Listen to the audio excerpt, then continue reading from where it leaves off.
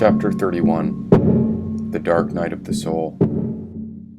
"Kitten," I spoke aloud to the room. "We need to focus."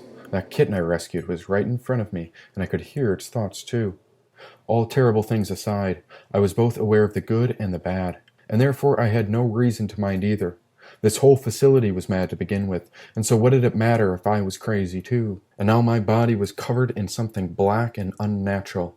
A thick membrane of manufactured skin. Now which body is this, and why so black and slimy? The more I tried to scrub the membrane away, the more the water turned grimy.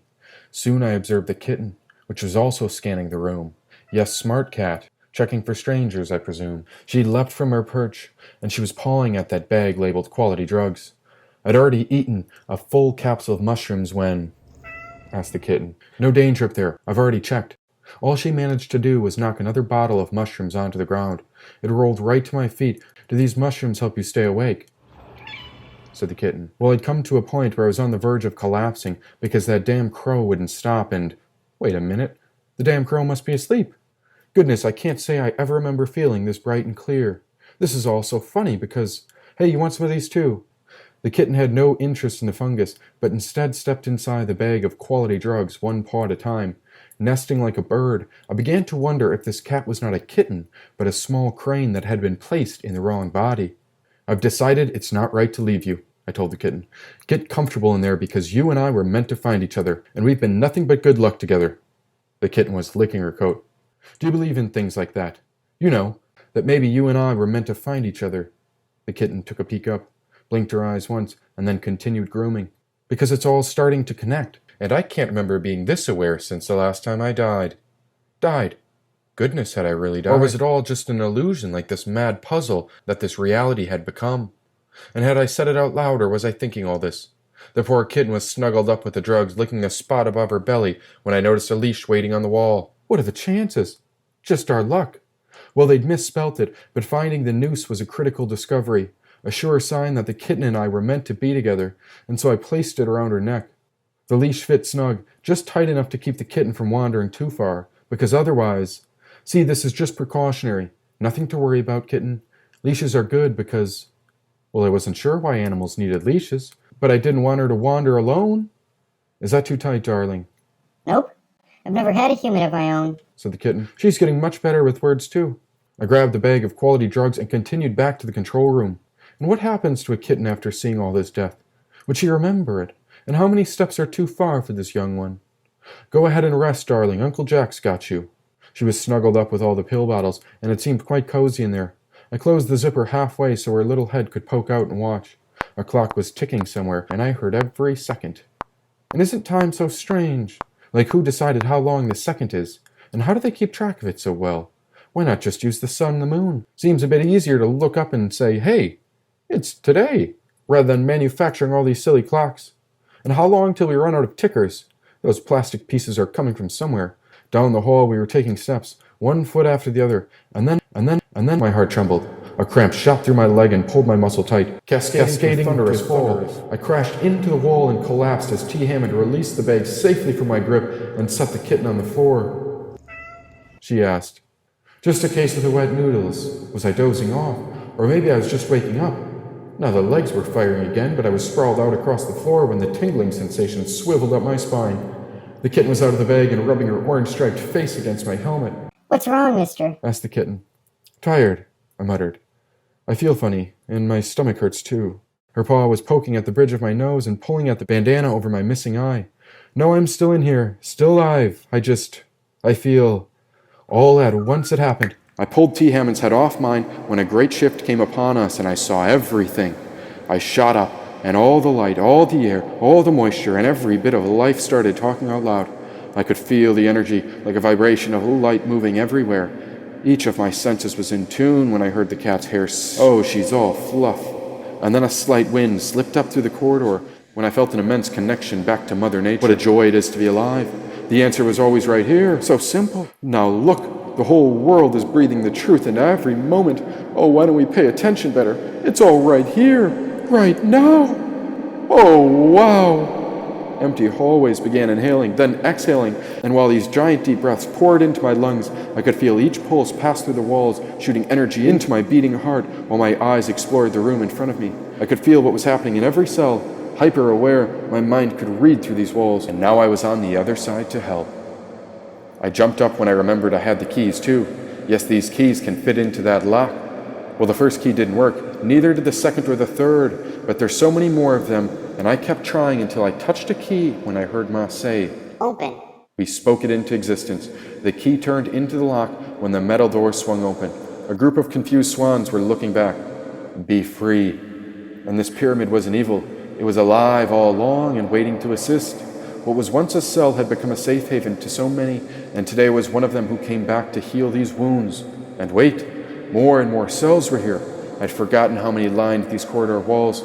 There were raccoons, rabbits, pigs, and creatures of all sorts. All of them were roaming these halls with the swans when I opened their doors. Could you itch right here? Right under my chin. I've just never had it scratched. The kitten's fur and hair floated between my fingers like a newborn flower kissing the wind, and every strand of the hair was alive too, as if these hairs were speaking out loud. You're so young, I told the kitten. So much to do and so much to see. Were you little ones? Asked the kitten. Oh, sure, And did you play a lot then? asked the kitten. She was sitting in front of me, on her hind legs, and so I crouched in the same position while we gazed into each other's eyes. Sometimes, I paused. And I used to be somebody. Did you know that? I had a life outside this place. What was it like on the outside? Asked the kitten. Outside? You mean nature? Well, it's green and blue and perfect just the way she is. You've never seen it. No, not really, but I'm trying so hard. Said the curious kitten. I've never been outside my cage. What else about the nature? Well, there are rivers and trees and even huge mountains. Life's different when you sit outside with her. Mountains? Meowed the kitten. And I met a lion once. Or maybe it was just a deer. But either way... You met a lion? That's my cousin. Said the kitten. Nope, it was just a deer, but don't worry. We're still related somehow. Oh, that's great. And you know what, mister? Said the kitten. I think I finally have my answer to that one philosophical question. Philosophical. Yeah, that's what I said, and it's the same question that every house cat asks themselves. Oh, this is news to me. What's the question? What would you do if you made it out the front door? She asked. It says a lot about the cat, but maybe even more about the humans, because some cats would run forever, like they've been a prisoner their whole lives. Some might roll in the dirt once and come right back home. But you know what I'd do? What? I'd go to the mountains and meet the lion. Why not? What do you have to lose? Then let's go, silly. Said the kitten. I felt the weight of the copper mask beside me. For one reason or the other, this was my life, some sort of contract I needed to fulfill in order to move on. I was trapped in this black jumpsuit carrying a mask. No escape and no time left for smiles. Rising to my feet, I put T. Hammond's mask over my head, knowing we had not completed her tasks. I'm afraid I can't leave this place. Down the hall, I thought I saw a creature's head turn toward us. Had someone been watching all along? Now 2 orange eyes blinked, but then the creature was gone. You seem sad. Don't be sad, mister. Said the kitten. Shh! Did you see that? You know, this one time I was really sad in my cage. The kitten continued. And well, my brother was alive too. And that's when he looked at me and said, "This too shall pass." Is that right? Sure sounds like he knew what he was talking about. And if I see your brother when I die, I'll tell him you went to the mountains. Maybe. Meowed the kitten. Or I could go on with you. Hey, now, don't talk like that. I know what happens to me in this place, but you've got your whole life ahead of you. You're just a young kitten, and everything's about to change. Go with the other animals. They'll be free soon enough, and... Oh, children, spoke a voice from the darkness at the end of the hall. Black wind was vibrating and swirling with a hypnotic pulse. Everything around us was aware of the force waiting at the dark end of the hall. Instinct latched onto the arrowhead when my own fear brought the knife into open air. Get back! We were in the presence of a great warrior, and both the kitten and I were aware of his power. I have heard your words, and I too choose to go on with you, said the mysterious creature. We were peering down the hallways, but there was nothing. Empty space, and then 2 orange eyes emerged. Which one are you? Meowed the kitten beside me. The 2 golden orange eyes stayed low to the ground. I am one of you, said the golden eyes. I am the one who endures. An opossum stepped forth under the dim light. There is only one escape, and it is closer than you think. He pointed at his chest. There is an escape within. Cicero, they said you were gone. They said you died, whispered the kitten. Oh, and there's also the rubbish bin too. Did they tell you about that? Said Cicero. There's a trash chute that they throw the dead bodies out of. It goes into the forest. You're alive, Said the kitten, crying with joy. And so my legend lives on. I've been hiding in the darkness since the day I got out, said Cicero. The day I escaped within was the day I earned my freedom. Cicero stepped forth, took a sniff at my shoes, and then locked on to my eye. Oh, I remember a human with one eye. He was a man I could trust. Oh, I remember you, said Cicero. The side of his head pressed against my skin. He was a well-rounded creature, and I wanted to trust him. But who was this creature of the mist? We met the night of my escape, but you've changed. Why, look at you. You've become something else entirely, said Cicero. You must be thinking of someone else. I died in that cell. It couldn't have been me. Why, surely it's you. That's why we undid what the trauma does. We transmuted that pain to find our deepest potential, said Cicero, wallowing around me in a circle, then looping around the kitten. Oh, wow. This opossum stride was flawless. His back left paw struck the ground in stride with his front right leg. The militant leg switched instantaneously. Yes, I could feel it. This opossum was a rebel, a radical nature lover, and a compact creature that answered his calling years ago. His stride alone would have inspired the world, if only they could have seen it. But look at it now. Each and every step demanded supreme perfection. Cicero sat at my feet, staring straight up at me, with the kitten seated beside him. Now he wagged his tail once, and only once. That was important. And then he did another figure eight through my legs and took a seat on the other side of the cat. Yep, it's you, said the opossum. It's me? Yes, you're a Mowgli, said Cicero. That's who I am? That's what you told me, said Cicero. I did, I paused. So I'm him. You forgot? Asked the kitten.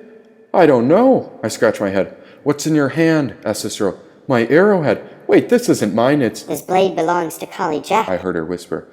Wait, who am I? I looked at the kitten. Maybe you were him. She meowed. We do not decide who we are. We reveal it, said Cicero. Huh? Okay, I will tell you. You are a spiritual warrior ready to embark on the dark night of the soul, said Cicero.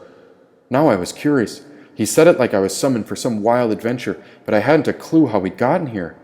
Wait, I remember you, Cicero. You were there that night. You escaped. We're in this together, aren't we? Of course, Meowed the kitten. But Cicero, how'd you survive after all this time? See, I'm an agile creature. Even had plenty of meals along the way. Turns out humans waste almost everything. Heck, just yesterday I had half a pizza to myself. Could you imagine that? 4 slices with bell pepperonis, said Cicero. Most animals never get a slice. Oh yeah, I found a piece of that crust, said the kitten.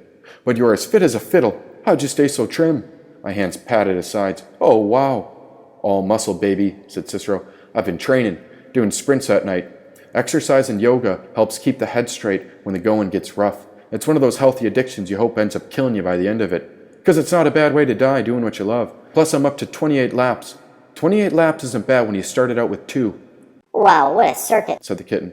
Cicero bolted past us. He was so quick that the air swallowed him right up when the darkness spit him out somewhere ahead. Only a moment later he came zipping back while the swans jumped out of the way before he stopped within a hair of my feet. He bowed and held his body still. His animal experiences were well grounded with manners. Now this kitten was bowing for no reason. Oh wait, she's coughing. Or choking. A small hairball was presented in front of us. Sorry, said the kitten. There's not much time. This is the dark night of the soul, after all, said Cicero. Yes, you said that before. Now what does that mean? The opossum closed his eyes and inhaled a very deep breath. His firm muscles expanded along his toned core. This guy was jacked. Warriors like us speak the truth, said Cicero, and so I've come to proclaim that the end is near. I think he was floating in front of me. Somehow the air sucked him up into a steady, levitating state when I watched the kitten glide up toward the ceiling too. They were spinning around each other while an electric orange line flowed between their tails. Suddenly years of animalistic doctrine were passed in between their brains. A glowing wave of truth entered through the center of their foreheads and spread through the whole. I could feel it glowing between their minds, and here I was, a mere mortal, witnessing the transformation of cat formation. Oh, how dearly I wished I were a cat too. Do you want to know the truth, human? Asked Cicero. The opossum stood above me when a bright light entered the center of my mind. Here is your truth today. If you lie flat across the floor in front of a cat, they have no choice but to investigate. It's senseless for an animal your size to lie down. Nonsense makes every creature curious, said Cicero. Oh, very nice. Good to know that this opossum knew his stuff. Now in the way of our ancestors, this too shall pass, said Cicero. this too shall pass. Meowed the kitten. Why do so many animals say that? Now in order to survive the dark night of the soul, you will need to know the golden rule, said Cicero. It's the only way the light can make it. Cicero raised a paw and held it in the air between us. Oh, whoa, he's a polydactyl. Whispered the kitten. That's a good sign. Wait, what's the rule? Do unto others as you would do unto thyself, said Cicero. Got it. And do we have a plan? It's all up here, said Cicero. Plus I know this place like the back of my paw. Just bring me to the king, and I'll do the rest. I'm in. And I adored his passion because I was living it too. Cicero was onto something. He was one of those real progressive thinkers. Why not? I shrugged at the little kitten. It'll be beautiful. Well, if you're in, then I'm in too, said the kitten. So where do we start? This way, said Cicero. I've been lurking here for weeks. I know all the turns.